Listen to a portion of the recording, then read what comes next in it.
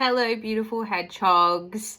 Welcome to another video about my favorite topic of conversation, email marketing. So I'm sure if you are actively doing email marketing, you have cast a thought to my topic of conversation today. So today I'm going to touch on email consent. So when I say consent, I mean how people are opting into your email marketing list. So if you're in Australia, which I imagine most of you are, it is a very black and white definition on the types of consent that are allowed as according to the Spam Act that's running in Australia. So we've got a whole bunch of information about this on the Hedgehog website, but to keep it really simple for you today, there are two types of consent.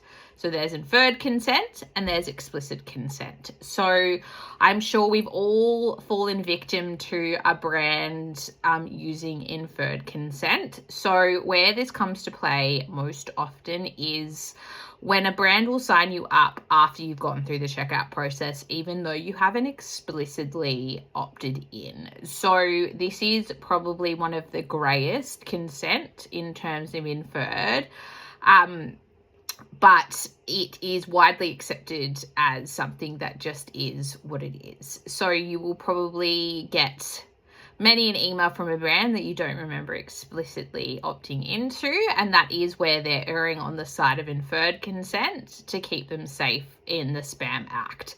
So then we get into my favorite type of consent, explicit. So explicit is the customer had to actually opt in, or in some cases opt out. So we've all seen that beautiful tick box, I accept you're going to add me to your marketing list. So in a lot of instances, a brand will make that an opt-in where you have to physically tick that box to go on that list. But then again, a lot of brands get a little bit cheeky but legal, and they automatically tick that box for you, and you have to untick it to opt yourself out. So definitely, if you're going to pick one consent method over the other, explicit every day of the week, there is no way that you can't refute that's what happened. There is a paper trail, and it will definitely hold up against the spam legislations. Whereas inferred, even though I said it is quite black and white,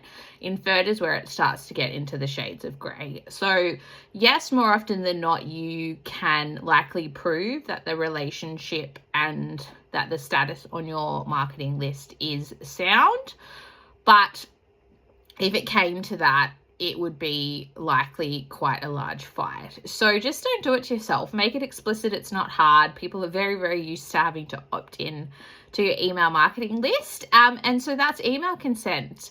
Hopefully that's not something you weren't across, but if this is new news to you, good luck in implementing it across your email marketing.